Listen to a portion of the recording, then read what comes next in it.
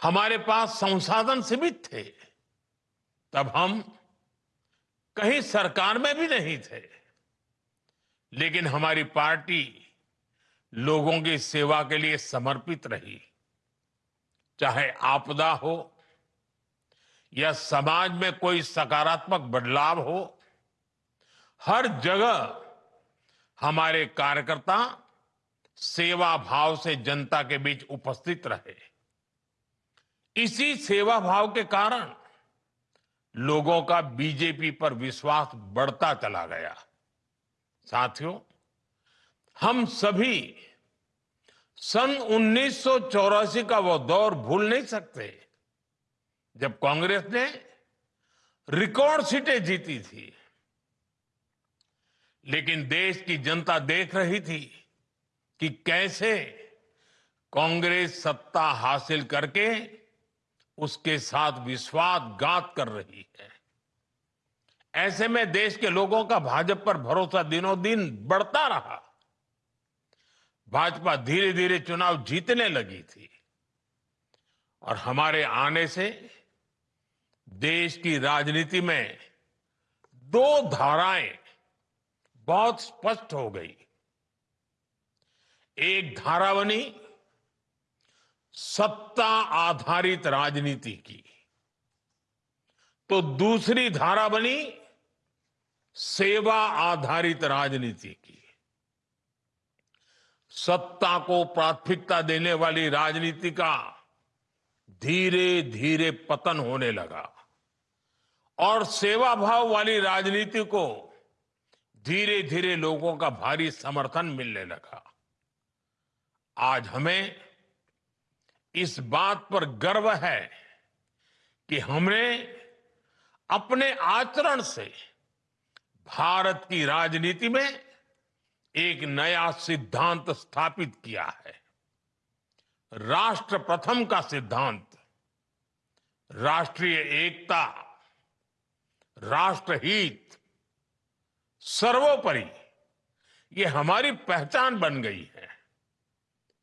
साथियों, भारत की राजनीति में भाजपा ने गठबंधन की राजनीति का भी एक नया आदर्श स्थापित किया। हमारे देश में सत्ता के लिए गठबंधन के अनेक प्रयोग हुए, लेकिन राष्ट्रहित को सर्वोपरि मानते हुए राष्ट्र के लक्ष्यों को प्राप्त करने के लिए अगर कोई गठबंधन बना तो वो भाजपा द्वारा बनाया गया गठबंधन था, एनडीए। अब तो एनडीए गठबंधन 25 वर्ष से भी ज्यादा का हो गया है। हमारे एनडीए परिवार का निरंतर बढ़ना ये दिखाता है कि भाजपा कितनी सर्वसमावेशी है और क्षेत्रीय आकांक्षाओं को सर्वोपरि रखते हुए काम करती है। साथियों, हमसे पहले देश ने परिवारवादी, वंशवादी राजनीति का बोलबाला देखा था और आज भी अलग अलग कोने में वो खेल चल ही रहा है। या तो फिर लेफ्ट का गवर्नेंस मॉडल देखा था, लेकिन हमारा गवर्नेंस मॉडल यूनिक रहा। हमारे गवर्नेंस मॉडल में पॉलिसी में स्थिरता थी, सरकार में स्थिरता थी। हमने जो कहा वो करके दिखाया। आज भाजपा की पहचान के साथ ये बात जुड़ गई है कि जो वो कहती हैं वो जरूर करती है। साथियों, भारतीय जनता पार्टी ने वडोदरा में 1994 में महिला आरक्षण का प्रस्ताव पारित किया था। हमने ये भी तय किया था कि संगठन में ज्यादा से ज्यादा महिलाओं को आगे बढ़ाएंगे और सरकार में आने के बाद हमने महिला आरक्षण का अपना वायदा पूरा करके दिखाया। अब हम पूरी शक्ति से जुटे हैं कि साल 2029 में नारी शक्ति वंदन अधिनियम की भावना के अनुरूप ही चुनाव हो। साथियों, आज भाजपा गुड गवर्नेंस का सिंबल बन गई है, लास्ट माइल तक डिलीवरी का सिंबल बन गई है। पंडित दीनदयाल उपाध्याय जी ने हमें अंत्योदय का सिद्धांत दिया था। हमने इसी विजन पर चलते हुए सैचुरेशन का मार्ग अपनाया। इसी का नतीजा था कि देश के 25 करोड़ गरीबों को गरीबी से बाहर निकालने में हम कामयाब रहे। साथियों, डॉक्टर श्यामा प्रसाद मुखर्जी ने जम्मू कश्मीर के लिए अपना बलिदान तक दे दिया था।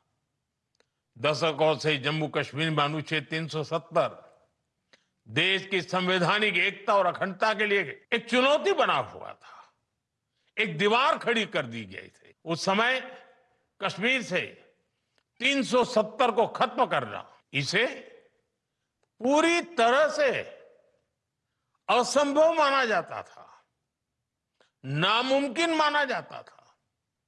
लेकिन अपनी स्थापना के दिन से ही भाजपा का संकल्प था कि 370 का कलंक देश के साथ माथे से हटकर रहेगा, और हमने ये काम करके दिखाया। साथियों, राष्ट्रीय सुरक्षा, आतंकवाद पर प्रहार, ये भाजपा के लिए ऐसे मुद्दे रहे जिन पर हमारी पार्टी हमेशा अड़ी रही है। आज हम डिफेंस में देश को आत्मनिर्भर बना रहे हैं, बॉर्डर पर सुरक्षा के लिए नए नए उपाय कर रहे हैं, सीमावर्ती गांवों को प्रथम मानकर वहां विकास कर रहे हैं ताकि भारत की सीमाएं हमेशा सुरक्षित रहें। इसी तरह देश में नक्सलवाद, माओवाद की कमर तोड़ने का काम भी अगर किसी ने किया है तो वो भाजपा है। साथियों, भाजपा के शुरुआती दिनों से ही हम कहा करते थे, कच्छ हो या कोहिमा, अपना देश अपनी माटी। भाजपा आज एक भारत श्रेष्ठ भारत की भावना के साथ देश की एकता के लिए काम कर रही है। जीएसटी लाकर हमने वन नेशन वन टैक्स का संकल्प साकार किया। One nation one ration card, one nation one grid, ऐसे कितने ही प्रयासों से देश को हम जोड़ रहे हैं। नई राष्ट्रीय शिक्षा नीति के माध्यम से हम मातृभाषा पर स्थानीय भाषा में पढ़ाई पर भी जोर दे रहे हैं। साथियों, हमारी संस्कृति ने हमें सिखाया है वसुधैव कुटुंबकम। हम पूरे विश्व को एक परिवार मानते हैं। आज युद्ध के इस समय में भी भारत की इसी भावना को हम प्रतिष्ठापित होते देख रहे हैं।